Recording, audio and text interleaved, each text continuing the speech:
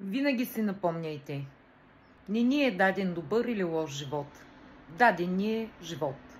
От нас зависи дали ще бъде добър или лош.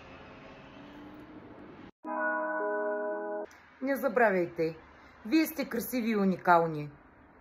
И ако за някой сте недостатъчни и ви кара да се чувствате нежелани и неразбрани, за друг ще сте пълна чаша.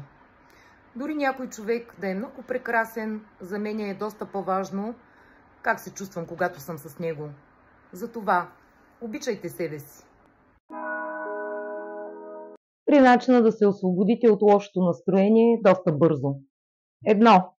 Намерете с някой, с когото да поговорите, по възможност положителни неща и най-желателно да е някой, когото обичате. 2. Карайте слънчева светлина. По възможност разходете се сред природата. 3.